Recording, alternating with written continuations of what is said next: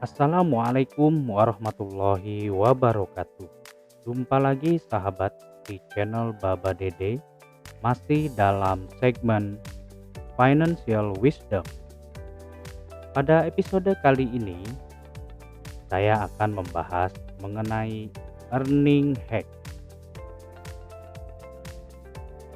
Di dalam sebuah artikel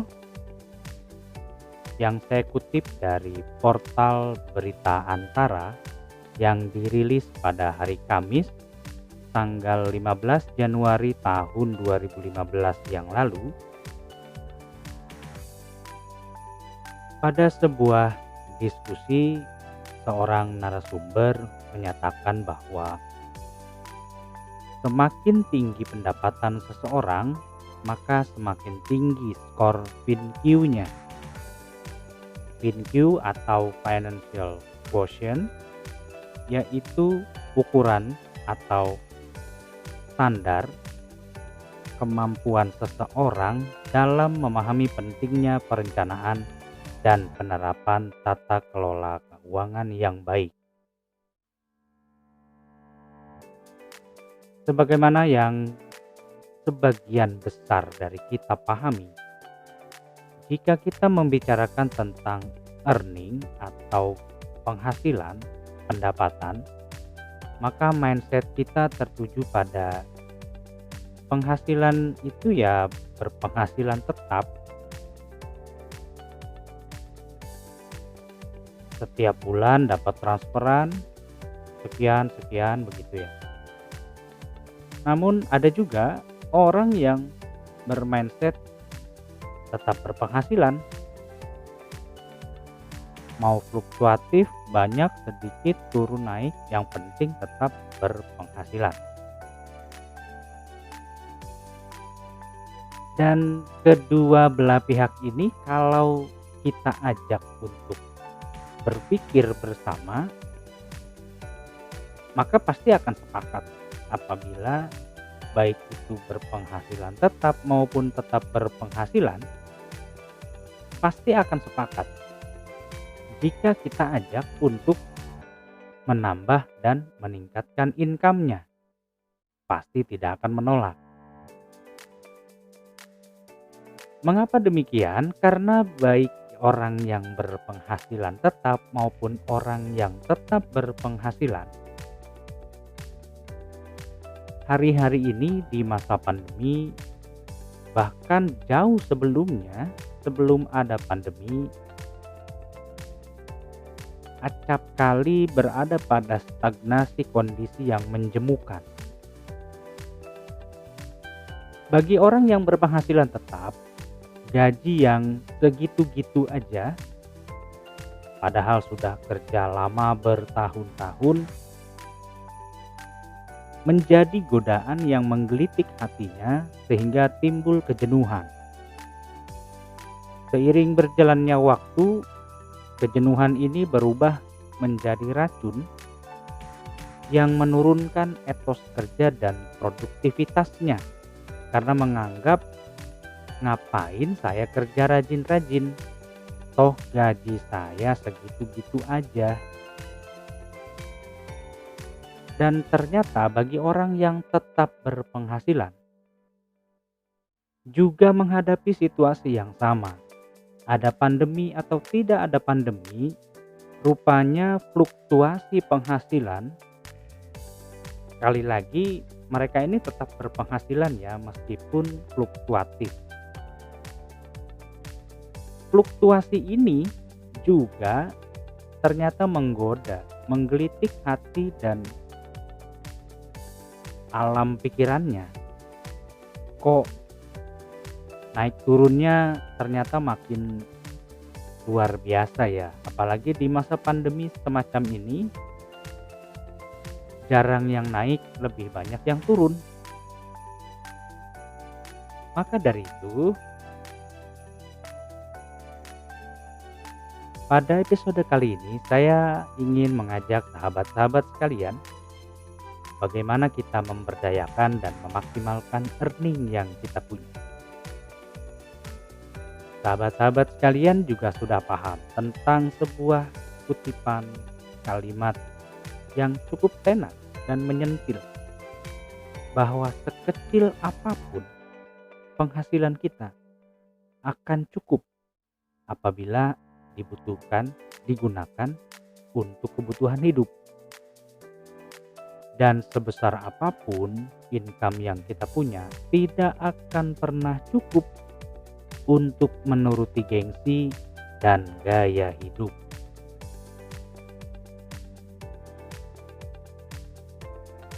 Sahabat sekalian, mengapa di episode kedua ini saya beri judul Earning Hack? Mari kita sejenak melakukan kajian singkat terhadap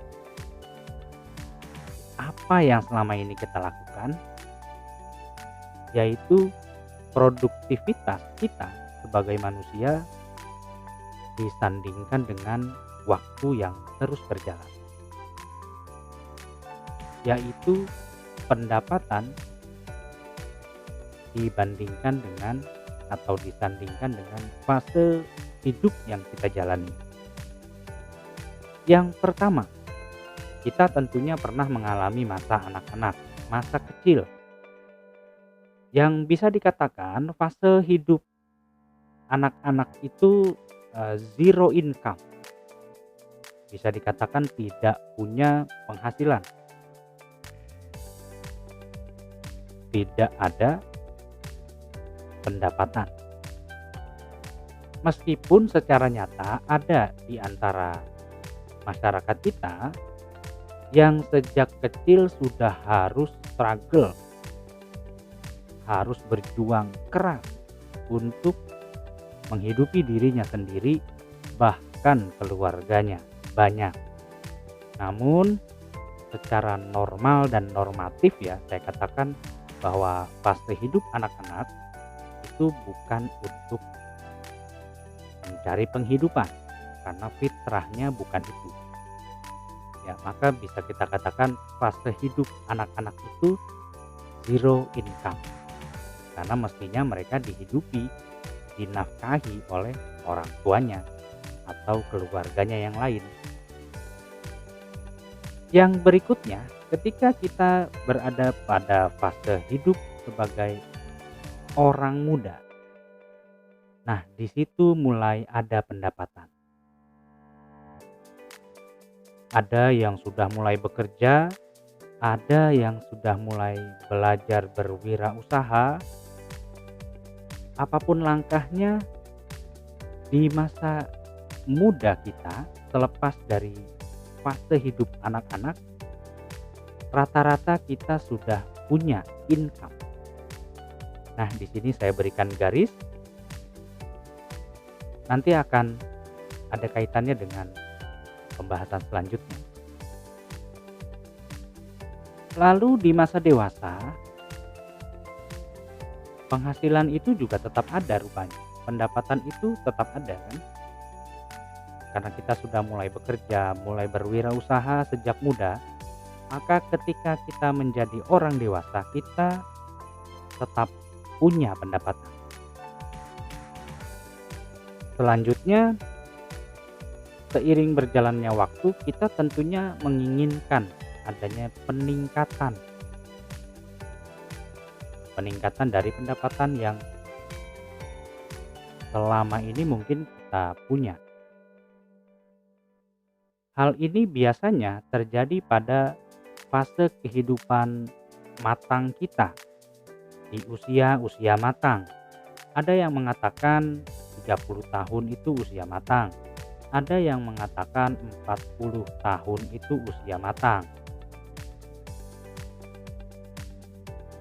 Apapun terminologinya, apapun konsepsi berpikirnya, tetapi pada usia-usia di mana kita mengalami kematangan, nah disitulah biasanya income kita itu meningkat atau kita inginkan untuk meningkat. Lalu datang fase tua kita. Namun ternyata tidak banyak di antara kita yang begitu menua pendapatannya bertumbuh. Yang banyak terjadi adalah ketika seseorang itu menua, pendapatannya justru berkurang karena produktivitasnya menurun. Dia sudah mulai pensiun, sudah mulai kekurangan kemampuan untuk menjelajahi area-area sebagaimana ketika dia masih muda, dewasa, dan matang. Kalau dia seorang niagawan atau wirausaha, kemampuan bertempurnya untuk menghasilkan income juga sudah menurun. Maka income yang bertumbuh pada umumnya itu tidak terjadi. Tetapi ada ternyata yang pada saat tuanya malah income-nya bertumbuh. Bertumbuh dalam artian dia punya income lain selain daripada yang selama ini dia geluti. Jadi meskipun seseorang ini atau orang-orang ini sudah berhenti dari pekerjaannya yang pokok, masih ada income-nya datang dari sumber-sumber yang lain. Nah, secara piramida keuangan, kalau sahabat-sahabat pahami, menjelang pucuk piramida itu menurut Robert Kiyosaki kan ada istilahnya financial freedom. Financial freedom ini adalah masa di mana passive income kita itu begitu luar biasa sehingga pendapatan menjadi otomatis datang. Ada autopilot di sana. Jadi meskipun kita tidak bekerja, meskipun kita tidur, nggak ngapa-ngapain, kita menjadi kaum rebahan sejati, pendapatannya tetap ada. Persoalannya adalah begitu kita melewati fase hidup sebagai orang yang tua, renta, lansia, apabila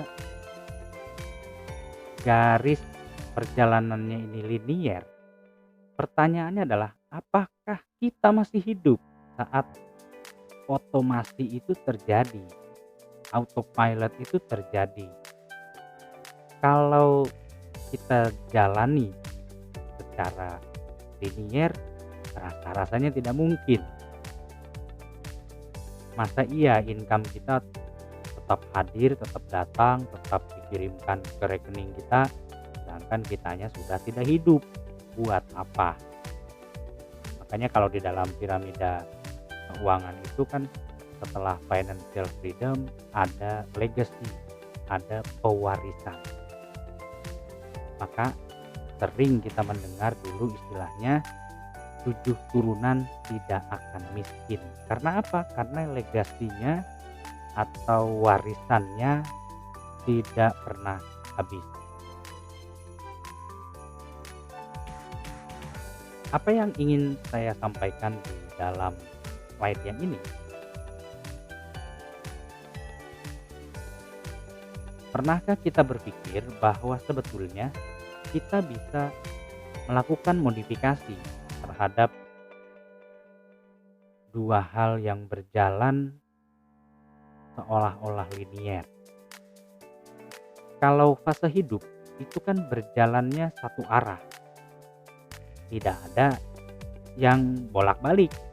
Ketika kita berawal dari bayi, ketika meninggal bisa jadi masih bayi, ketika meninggal bisa jadi masih berusia muda, bisa jadi juga berusia tua.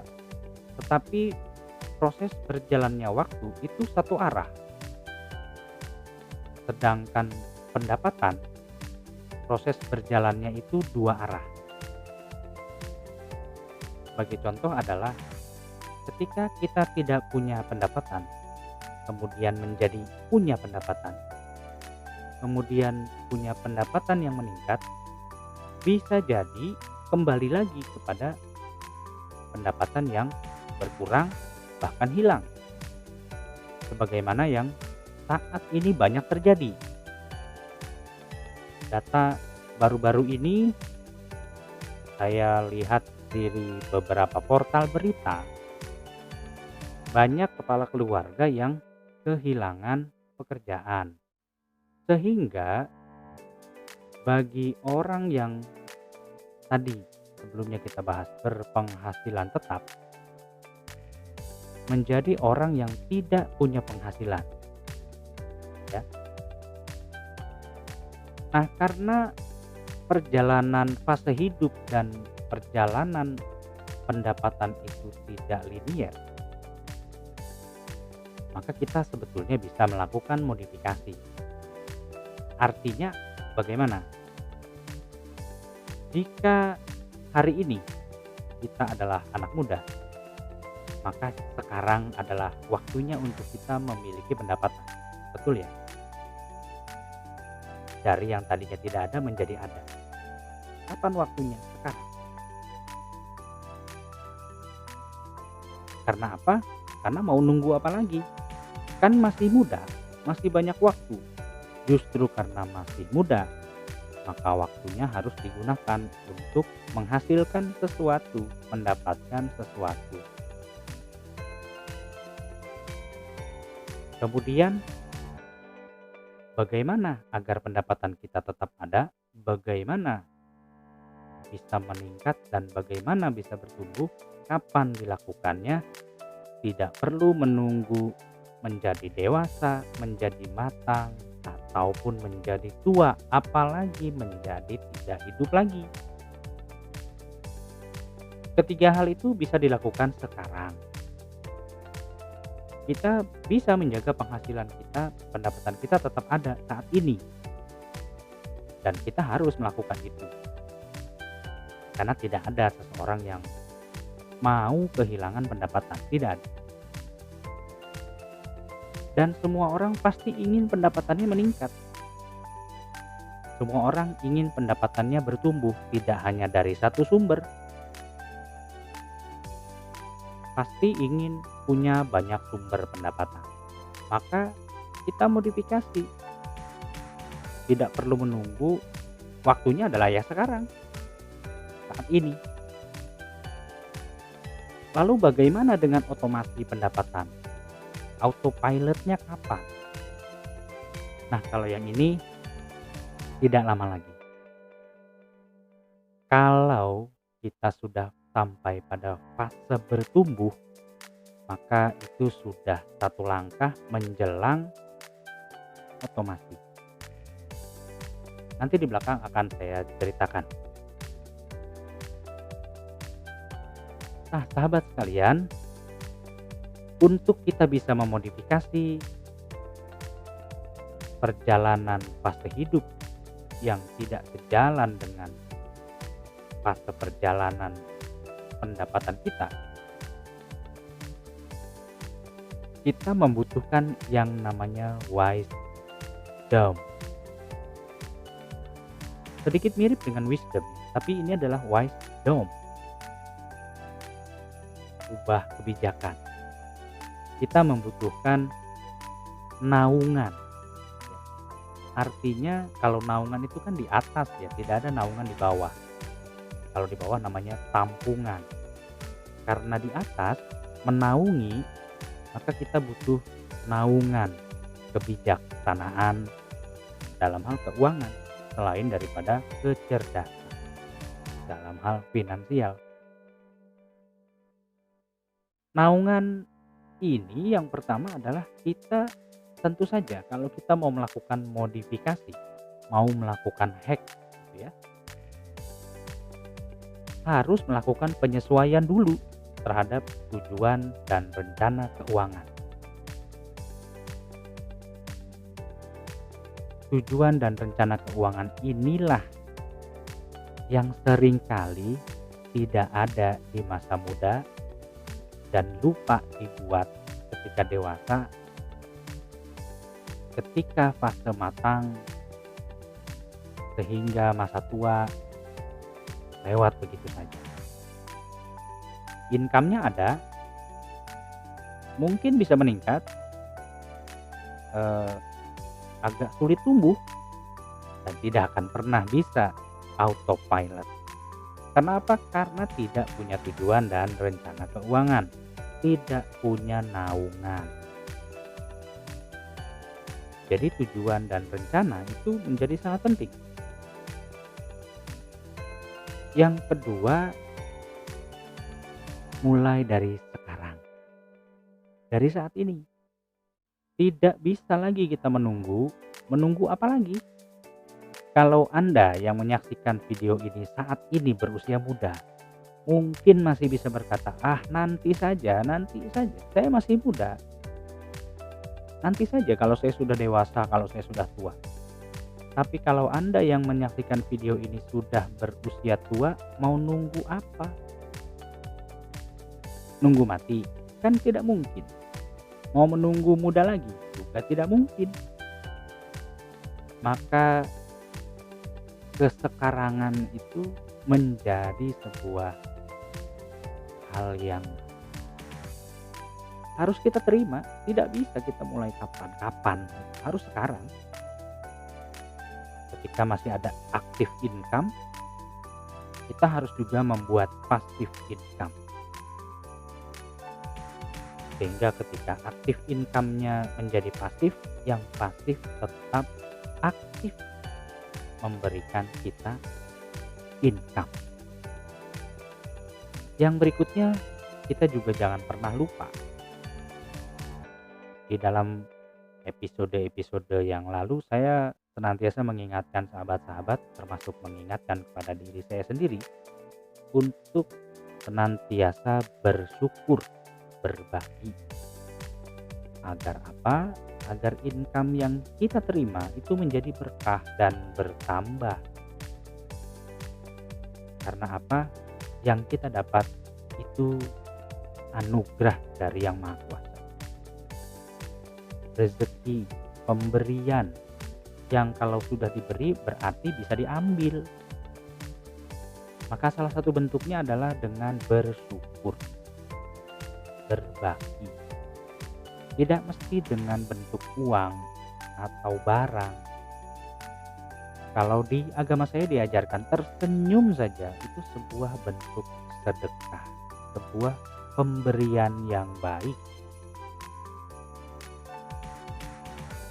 Yang berikutnya, investasi adalah kunci. Kita tidak akan pernah bisa melakukan modifikasi atau earning hack ini kalau kita tidak melakukan investasi, tidak mengupgrade diri, tidak akan pernah bisa.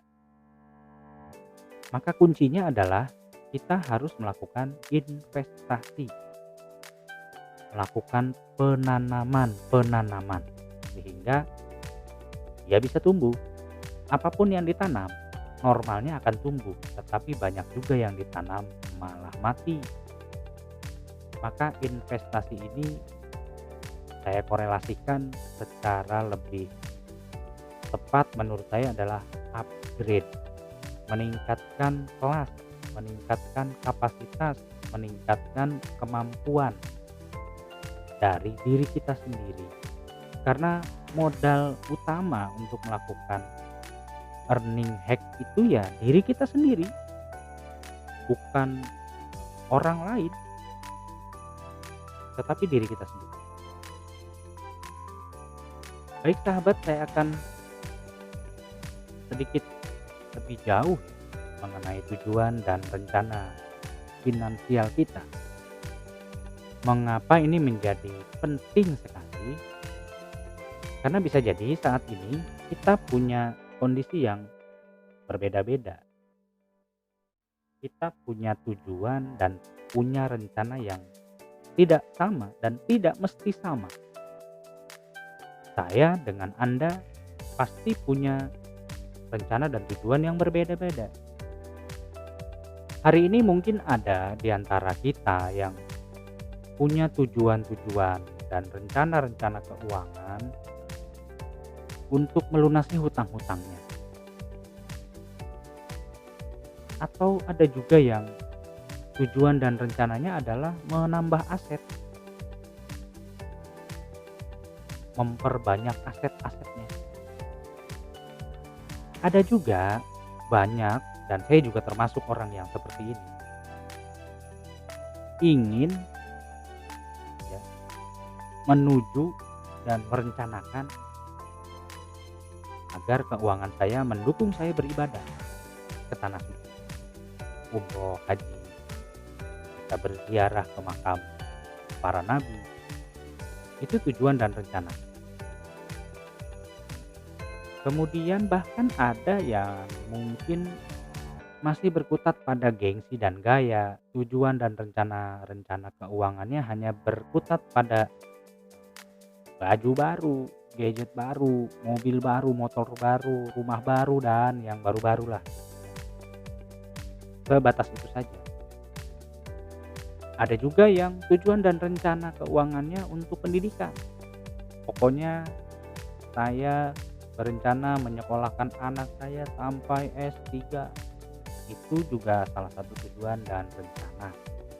Pastinya berbeda-beda antara kita. Maka sebelum kita melakukan penyesuaian, kita harus ingat tentang profil keuangan. Di dalam episode sebelumnya sudah saya sampaikan mengenai analisa yang kita bisa gunakan di dalam menggambarkan seperti apa profil keuangan kita saat ini. Bagi sahabat-sahabat yang belum menyaksikan video itu, linknya sudah saya sediakan di deskripsi ya. Silahkan ditonton dulu videonya sehingga bisa paham maksudnya apa. Apa kaitannya antara profil keuangan dengan tujuan dan rencana-rencana finansial kita. Karena itu sangat berkaitan. Yang berikutnya,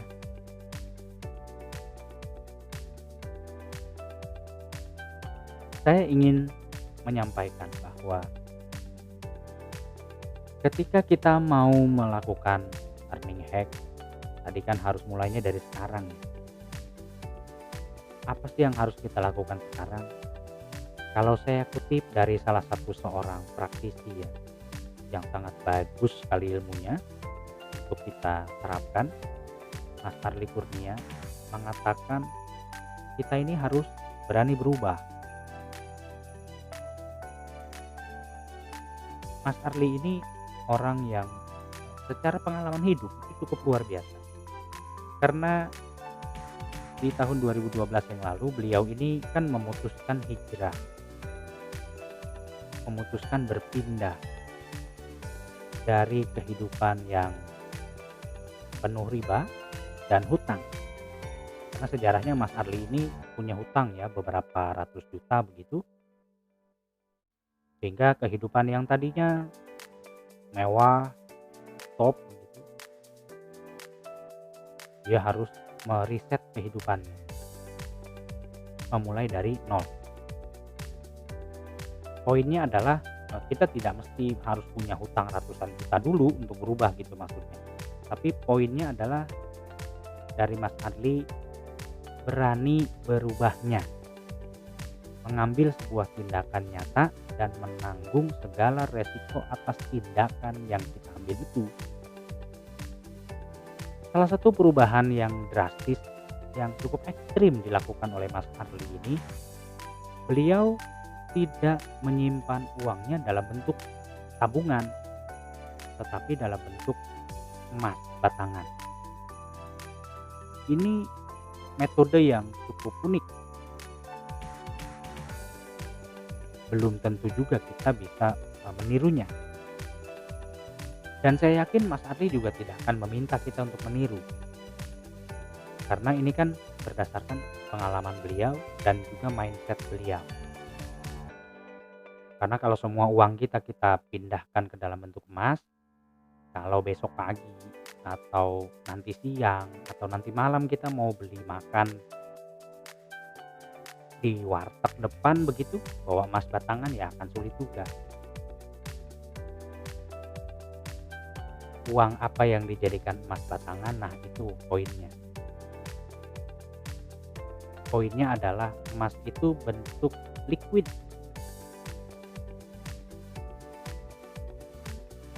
Jadi bisa dicairkan cepat. Tidak sulit dibandingkan kita menyimpan uang dalam bentuk tanah. Puluhan ribu meter, ratusan hektar, itu tidak liquid.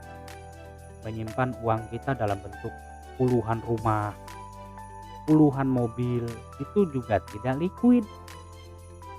Butuh waktu untuk menjualnya. Apalagi di zaman sekarang, harga barang-barang semacam itu sulit naik, tidak naik bahkan. Kendaraan saja harganya terus turun. Yang baru saja harganya didiskon terus, apalagi yang tidak baru. Yang berikutnya, Mas Arli ini juga menegaskan dengan sangat tegas ya, bahwa ketika kita ingin melakukan sebuah perubahan, buang dulu gengsinya. Beliau mencontohkan, menceritakan pengalaman hidupnya. Beliau ini ngontrak, bukan karena tidak mampu beli rumah, tetapi budget yang dia miliki itu dibuat beli pabrik secara cash. Mengapa demikian? Karena yang dia butuhkan pada saat itu adalah menjadi seorang profit maker, menjadi seseorang yang bisa mencetak profit. Karena dengan profit itu dia pada akhirnya bisa keluar dari kungkungan riba dan jeratan hutang. Pelajaran yang cukup menarik yang bisa kita ambil dari Mas Arli ini. Tidak penting rumahnya bagus tetapi kredit. Lebih penting rumahnya walaupun ngontrak tetapi punya pabrik yang dia beli secara cash. Sehingga dalam kondisi yang punya hutang tidak bertambah lagi dengan hutang yang baru. Dia bisa melakukan produksi, melakukan penjualan terhadap barang yang dia produksi, dan mencetak profit. Nah, terkadang ketika kita ingin sebetulnya melakukan perubahan, tetapi gengsi, otak kita itu masih isinya gaya is everything. Kalau nggak kelihatan naik mobil, malu. Kalau nggak kelihatan bawa gadget bagus, malu. Nah, ini yang kalau kita ikut sesi-sesi seminarnya Mas Arli atau mengikuti sosmednya Mas Arli, beliau sering sekali menyampaikan soal buanglah gengsimu itu, karena memang penyakitnya di situ. Ketika kita ingin melakukan earning hack, kalau masih gengsian susah ya. Dan yang berikutnya adalah Mas Arli pernah mengatakan dalam sebuah seminar, dalam sebuah live YouTube, ada yang bertanya, "Mas, saya butuh motivasi." Mas Arli bilang, bisnis itu nggak perlu motivasi, perlunya kerja keras, kegigihan. Beliau bisa mengatakan itu karena beliau pernah melakukannya, menjual produk yang bagi sebagian orang saat itu tidak lazim dan mungkin nggak perlu juga gitu. Tetapi dengan kegigihan akhirnya berhasil. Jadi kalau motivasi itu masing-masing dari kita itu sudah punya sebetulnya. Motivasinya apa? Ya kembali ke slide yang tadi yang sebelumnya. Tujuan dan rencana itu kan motivasi. Motif, dasar, hal yang mendasari. Jadi kalau dikatakan saya ini mau berubah tapi kurang motivasi, bukan kurang motivasi, malasmu yang kebanyakan, gengsimu yang ketinggian. Paham ya sahabat?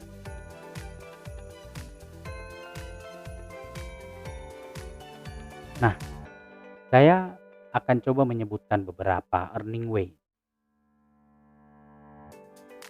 Earning ways ini adalah cara bagaimana kita bisa mendapatkan penghasilan ya, selain daripada dua jalan utama. Jalannya memang cuma dua ini aja sebetulnya. Kalau nggak bekerja ya bikin usaha. Tetapi nanti di akhir ini akan saya berikan koneksi. Ya, saya lanjutkan dulu. Ketika sahabat-sahabat itu bekerja, kita bisa nyambi, bekerja penuh waktu, freelancing. Sambil bisnis juga kita bisa freelancing. Banyak kok website-website yang menyediakan kanal bagi para freelancer. Banyak sekali aktivitas yang bisa kita lakukan sebagai freelancer, mulai dari menulis, membuat naskah, melakukan coding, membuat desain dan seterusnya, banyak sekali. Contohnya adalah freelancer.com atau Seribulancer, banyak ya, banyak sekali. Sahabat-sahabat nanti bisa explore, dan beberapa di antaranya akan nanti saya bahas di dalam episode lain ya. Kemudian kita juga bisa memonetisasi hobi. Belakangan ini banyak sekali hobi yang ngehits ya. Sahabat sekalian pasti pernah tahu dulu ada hobi mengkoleksi batu akik yang akhirnya mendatangkan cuan gitu ya. Hobi memelihara ikan lohan, memelihara janda bolong, apalagi sekarang ikan cupang. Kalau tren ya, hobi itu kan tren gitu ya.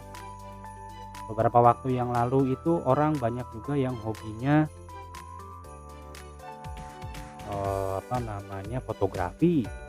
Ada juga yang hobinya perang-perangan ya, dengan airsoft gun. Kalau waktu saya kecil, hobi itu salah satu yang dimonetisasi adalah mobil Tamiya.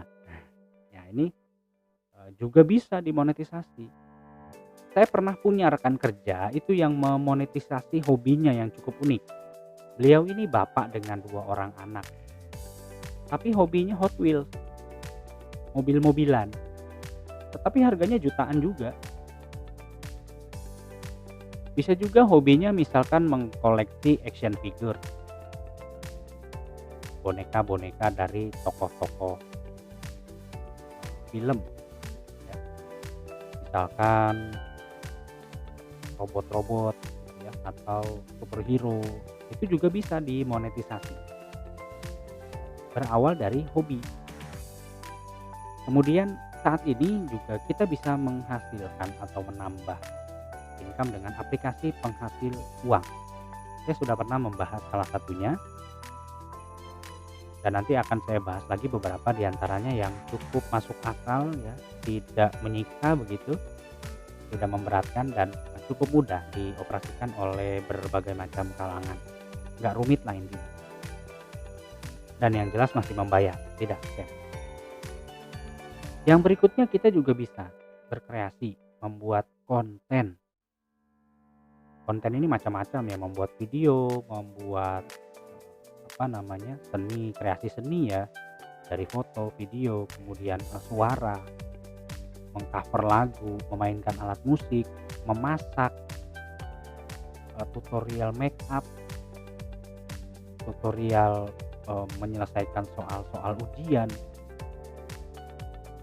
tutorial untuk menggunakan aplikasi komputer dan sebagainya. Ya banyak lah pokoknya. Kita bisa berkreasi ya dengan konten. Itu banyak sekali yang sudah sukses. Hari ini kita menyaksikan di channel-channel YouTube yang usianya baru beberapa bulan, beberapa tahun, tapi income-nya sudah besar gitu ya. Artinya content creation ini sesuatu hal yang sangat masuk akal juga untuk jadi salah satu sarana kita untuk menambah income selain daripada yang kita punya sebelumnya. Kemudian kita juga bisa memonetisasi aset yang kita punya, baik itu dengan cara sewa menyewa atau dengan bekerja sama bagi hasil. Kalau sewa menyewa itu biasanya kendaraan, rumah gitu ya, ruko, atau lahan. Kalau lahan banyak juga yang dikerjasamakan. Misalkan sahabat-sahabat punya 2 motor, yang satu bisa disewakan kepada driver yang belum punya motor dengan harga sewa sekian, sekian. Mobil juga bisa dan seterusnya. Ada yang menyewakan perahu, bahkan ada yang menyewakan sepeda, ada yang menyewakan HT, ya, handy talkie ada yang menyewakan sepatu ada. Di lapangan futsal itu kalau kita mau main futsal ya, nggak bawa sepatu, itu bahkan bisa sewa celana futsalnya. Bisa juga kita mengkerjasamakan aset yang kita miliki tadi ya. Kita punya lahan, sahabat-sahabat punya lahan, nganggur, posisinya jauh dari tempat tinggal sehingga tidak terpantau. Dikerjasamakan bagi hasil. Itu juga cara yang baik. Kemudian ini yang banyak sekali ditekuni oleh sahabat-sahabat mungkin ya. Saya juga pernah melakukannya, yaitu menjadi broker, menjadi perantara, nyalo istilahnya. Menjadi broker palu gada, apa lu mau gua ada. Ada yang butuh apa kita bilang ada aja udah pokoknya, baru dicari belakangan. Ini menarik ya, nyambi ya, dan cukup mudah juga dilakukan, nggak ribet. Karena ini kan kita cuma reseller jatuhnya. Oh ya perantara lah, perantara aja. Kemudian kita juga bisa mendapatkan income dari menulis. Menulis ini nggak mesti buku, bisa artikel. Dan yang sekarang banyak diburu itu adalah copywriting. Menulis untuk kepentingan pemasaran. Karena banyak juga orang yang punya produk bagus tetapi tidak punya kemampuan menyusun kata-kata yang bisa menarik pembeli. Nah, kalau misalkan sahabat-sahabat punya kemampuan menulis seperti ini, yaitu bisa jadi ladang juga untuk menghasilkan pundi-pundi rupiah, bahkan dolar bisa. Kita juga bisa mencari income, menambah income dengan menanam atau membudidaya. Sekarang ini lagi tren juga tanaman-tanaman hias, tanaman-tanaman hortikultura begitu ya. Ikan konsumsi atau unggas atau beberapa waktu yang lalu hewan kurban gitu. Bisa juga kita melakukan penanaman atau peternakan gitu ya. Bisa. Kemudian bisa juga kita menjadi seorang guide. Biasanya ini untuk kepentingan wisata. Bisa dengan guide secara fisik, kita memandu grup tertentu atau orang-orang tertentu ke sebuah destinasi wisata. Bisa juga kita memandunya secara virtual. Sekarang juga banyak ya, ada channel-channel YouTube yang membahas tentang destinasi wisata tertentu. Nah, itu kan juga sebuah hal yang menyenangkan tetapi juga menghasilkan. Yang berikutnya tidak kalah hype-nya ya. Jadi banyak sekali dilakukan, bahkan digandrungi oleh ribuan orang, ratusan ribu orang, bahkan mungkin jutaan orang. Trading dengan menggunakan aplikasi trading. Orangnya namanya trader.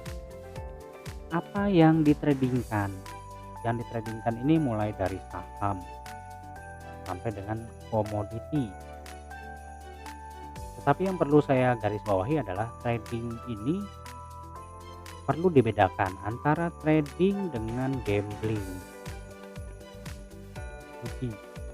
Karena ada platform yang mengatakan itu platform trading, padahal gambling. Nggak ada itu analisa-analisa technical, fundamental apalagi. Hanya memasang posisi, tebak-tebak manggis, kalau beruntung dia cuan, kalau dia sial ya loss.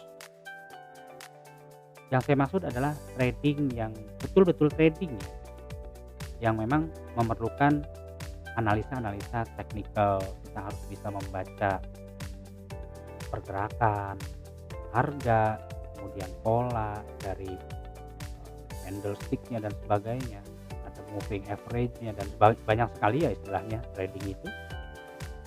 Tapi di zaman sekarang, apalagi dengan situasi yang menuntut kita bekerja dari rumah, ini bisa jadi sebuah sarana yang masuk akal, dan banyak juga yang sudah sukses. Yang gagal lebih banyak lagi. Karena apa? Karena tadi dia melupakan bahwa investasi itu adalah kunci. Sebelum kita nyemplung dimanapun ya, mau monetisasi hobi kah, mau berkreasi kah, mau menjadi calo kah, kalau kita tidak mengupgrade dirinya ya kita jadinya rugi. Yang berikutnya earning yang masih belum banyak dilakukan, yaitu adalah investasi. Kok bisa? Investasi itu kan kuadrannya sendiri. Ya, betul.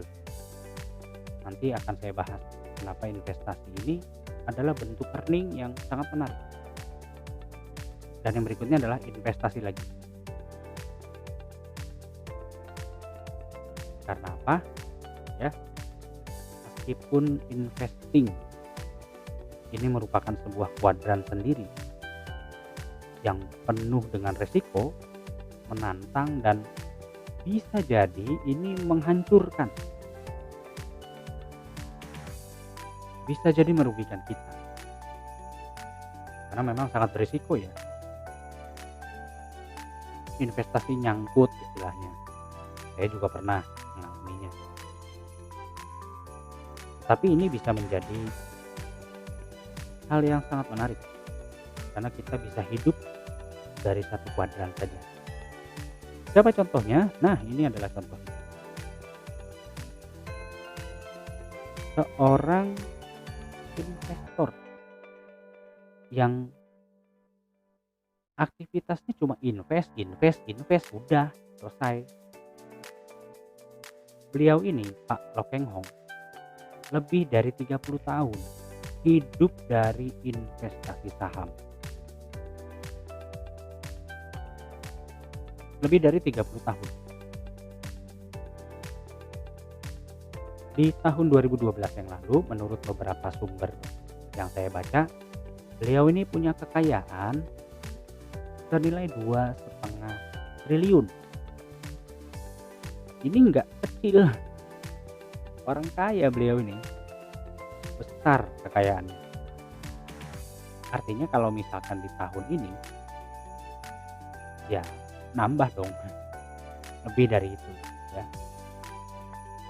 Silakan teman-teman mencari informasi saat ini kekayaan beliau berapa, sampai dia ini disebut sebagai Warren Buffett-nya Indonesia. Warren Buffett itu salah satu investor yang legendaris, yang dikatakan paling sukses lah di dunia. Karena Pak Lo Keng Hong ini pernah menerima dividen, salah satunya itu senilai 16 miliar rupiah. Kalau dividennya aja segitu, nilai investasinya berapa? Ya, hitung aja sendirilah. Pasti berkali-kali lipat, jauh di atas. Pertanyaannya adalah, Pak Lo Keng Hong ini kan mengatakan, saya tidak punya pekerjaan lain, saya tidak punya bisnis lain selain saham. Lah kok bisa income-nya 16 miliar? Ya karena dia melakukan investasi ini dengan sabar, konsisten, tekun, dan cermat. Beliau ini menghabiskan hari-harinya untuk membaca laporan-laporan keuangan dari perusahaan-perusahaan yang menurut beliau ini menarik. Dia ini mengawali dan konsisten berkarir di dunia bursa saham itu dengan value investing, karena memang merujuk kepada Warren Buffett dan juga orang value investing. Maksudnya adalah berinvestasi pada perusahaan yang punya value, punya nilai. Nilai yang bisa didapat apa? Yang pertama adalah dividen, bagian dari keuntungan perusahaan. Maka menjadi penting bagi value investor semisal Pak Lo Keng Hong ini dan banyak investor lainnya juga untuk membaca laporan-laporan keuangan, sehingga ketika beliau ini memutuskan untuk membeli saham sebuah perusahaan,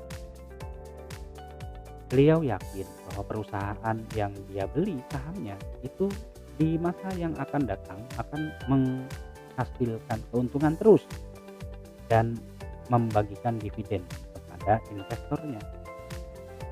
Kalau dividen yang diterima oleh Pak Lo Keng Hong ini 16 miliar, sedangkan dia bukan satu-satunya pemilik saham atau pemegang saham, maka profit perusahaan ini dipastikan sangat besar. Beberapa triliun, bisa ratusan triliun, bisa puluhan triliun, triliunan lah, atau ratusan miliar bahkan.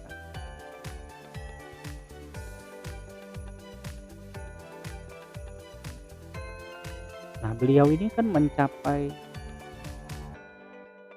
income yang bisa dikatakan pasif ya. Kalau investasi saham itu kan kita nggak ngapa-ngapain, beli sahamnya ya sudah, diamkan saja.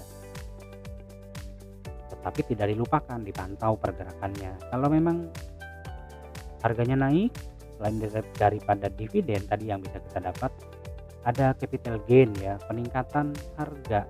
Yang tadinya kita beli Rp100 satu lembar saham, kemudian dia naik jauh harganya menjadi 1.000, ya itu kan sudah lumayan kenaikannya.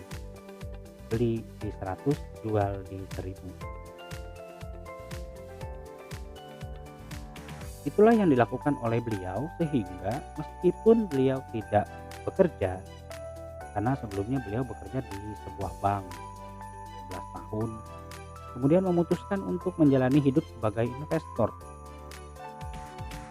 Jadi dia hanya mengaktifkan satu kuadran gitu. Itu pun kuadrannya eksternal pula. Dan merubah kuadran eksternal yang tadinya challenging, yang tadinya menantang dan penuh resiko, tetapi dengan kesabaran, ketekunan, konsisten, dengan kecermatan, menjadi kuadran earning. Yang tadinya faktor yang bisa merugikan menjadi faktor yang sangat menguntungkan. Itu pelajaran yang bisa kita ambil dari seorang investor. Dan masih banyak investor lain yang punya trik atau caranya masing-masing. Saham juga bisa kita trading ya.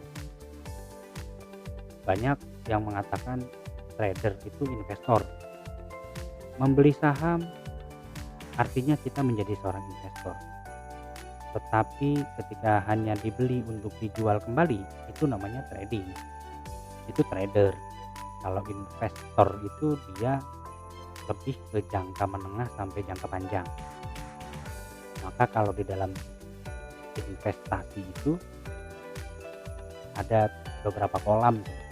Saya menyebutnya kolam. Ada kolam jangka pendek trading, ada kolam jangka menengah dan jangka panjang. Ya. Tetapi tidak ada yang salah dengan itu semua. Karena apa? Mereka punya wisdom-nya masing-masing, punya naungannya masing-masing. Tidak ada yang salah, tidak ada yang benar. Ya, yang benar itu kita mulai dari sekarang. Yang salah itu kita banyak alasan. Karena apa? Sahabat-sahabat sekalian, kalau kita mau melakukan hack ya terhadap earning kita itu, kita mulainya dari 3M. Mulai dari yang mudah, mulai dari yang murah, mulai dari yang memungkinkan. Nggak usah ribet-ribet seperti Pak Lo Keng Hong beli saham. Kalau memang belum ngerti saham itu apa, jangan masuk ke dalam hutan belantara tanpa persiapan. Mulai aja dulu dari yang mudah. Contohnya bagaimana? Ketika pulang kerja dari sebuah tempat kerja menggunakan sepeda motor nih, dan memaksimalkan handphone yang kita punya beserta motor yang kita punya, mengaktifkan aplikasi driver online, ojek online, itu kan mudah dan murah dan sangat mungkin.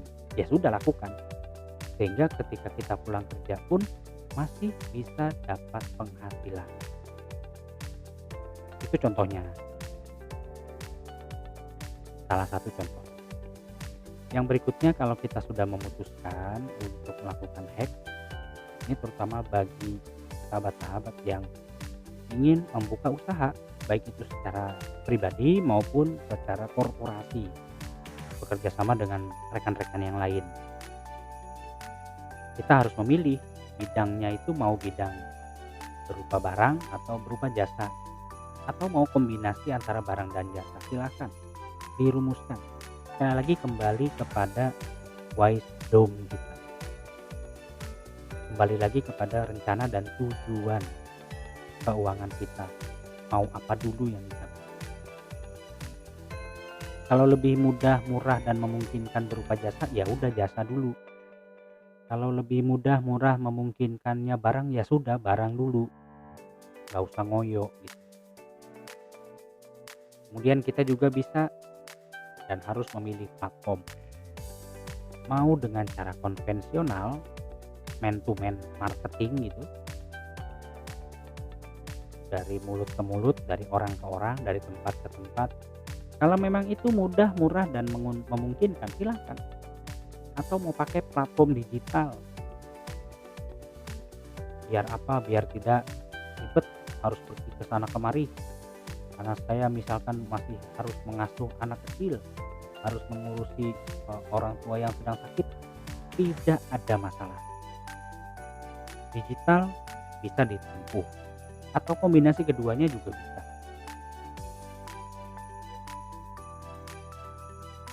Yang berikutnya, kalau kita mau melakukan hack terhadap earning kita itu, yang dikejar prestasi, baru prestise. Bagaimana yang disampaikan oleh Mas Arli tadi ya, sudah saya ulas. Gengsinya disimpan dulu deh. Ya, karena keinginan itu sumber penderitaan kalau kata Bang Iwan Fals dalam sebuah lagunya. Prestasinya dulu, profitnya dulu dibanyakin.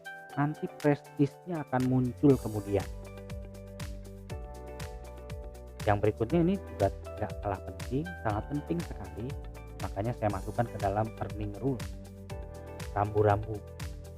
Kita harus punya batasan dengan aset dan menghindari yang namanya berhutang. Mengapa harus dibatasi dengan aset? Ya, kita harus membatasi diri dengan yang kita miliki, bukan dengan yang tidak kita miliki. Artinya tidak memaksakan diri. Memaksa diri perlu, memaksakan tidak. Paham ya bedanya? Memaksa diri itu mendorong, push. Kalau memaksakan itu menjerumuskan. Saya seringkali bertemu dengan sahabat-sahabat yang ingin leverage, yang ingin naik kelas dari kelas pendapatan yang saat ini menjadi kelas pendapatan yang lebih tinggi. Apa yang mereka katakan? Saya tidak punya modal. Ini pertanyaan yang tidak harus saya jawab, karena sebetulnya dengan dia mengatakan saya tidak punya modal, dia sedang punya modal. Modalnya apa? Ya aset. Asetnya apa? Ya banyak. Apa yang dia miliki, ya itulah asetnya. Kalau yang dia tidak miliki, ya itu bukan aset namanya, karena bukan punya dia. Aset itu yang kita punya, bukan yang tidak kita punya. Maka kalau misalkan mengatakan saya cuma punya rumah, itu pun masih nyicil, bukan kontrak, masih nyicil, ya itu bukan aset. Saya cuma punya motor satu, itu pun masih kredit, ya berarti kan belum punyanya. Namanya aja masih nama siapa kan, STNK-nya, BPKB-nya aja masih di mana kan, berarti belum sepenuhnya milik. Ya mulainya dari yang kita punya dulu, jangan memaksakan sampai harus berhutang. Jangan juga membayar hutang dengan hutang, ini jadinya gali lubang untuk lubang, nggak selesai-selesai. Terus bisa gitu kita memulai bisnis tanpa modal? Bisa, nanti akan saya bahas. Kalau mau lebih tajam lagi ya dibahas dengan para pakar ahli di bidang perhutangan. Ada Mas Arli, ada banyak sekali pakar-pakar perencana keuangan yang bisa membantu Anda untuk memanajemen hutang buat yang sudah terlanjur. Dalam video ini saya tidak ingin menyalahkan sahabat-sahabat yang sudah terlanjur punya hutang. Tidak, sama sekali tidak. Tidak ada yang disalahkan. Tetapi semuanya itu bisa dimanajemen sehingga bisa diselesaikan. Dan yang berikutnya adalah kita nikmati prosesnya. Ya, sabar, tekun, konsisten. Beberapa tahun yang lalu ketika cryptocurrency itu baru mulai di Indonesia, saya ingat betul waktu itu harganya masih 8 juta Bitcoin. Saya pernah memberikan ulasan, memberikan tutorial kepada beberapa sahabat-sahabat. Ini menarik dan kalau misalkan dijalankan bisa cuan lah, istilahnya begitu ya. Tetapi mereka ini tidak sabar, tidak tekun, dan tidak konsisten. Yang pada akhirnya mereka kembali menghubungi saya. Sekarang harga Bitcoin luar biasa, ratusan juta. Saya balik tanya, Anda punya berapa? Saya tidak punya. Ya nggak akan punya, karena apa? Karena mereka tidak sabar, tidak tekun, dan tidak konsisten. Sedangkan saya ketika harganya naik berkali-kali lipat masih punya sekian Bitcoinnya, tetapi itu sudah tidak saya gunakan lagi. Saya tidak memilih jalan itu. Kalau sahabat-sahabat yang hari ini masih jadi trader cryptocurrency, ya silahkan, jika itu adalah pilihan sahabat-sahabat. Sekali lagi, tidak ada yang salah dengan pilihan kita. Yang salah itu ketika kita terlalu banyak alasan sehingga kita tidak mulai. Yang berikutnya, jangan lupa juga kita harus nyambung silaturahim dan berbagi. Kenapa? Karena silaturahim itu membuka pintu rezeki, memperpanjang usia, menghapus dosa-dosa, mendatangkan keberkahan. Dalam banyak kesempatan, dalam kesempatan public speaking, saya selalu mengatakan hal seperti ini. Jangan pernah rugi berteman dengan siapapun, karena kita tidak pernah tahu teman kita yang mana yang nanti jadi pembuka rezeki buat kita, atau sebaliknya, teman kita yang mana yang rezekinya terbuka karena kita nggak pernah tahu teman kita yang mana yang bisa membantu kita di saat kita susah. Karena biasanya kalau orang lagi susah itu jarang yang mau mendekat, itu jarang. Saya pernah merasakan itu, bangun tidur dengan uang tinggal 10.000 rupiah.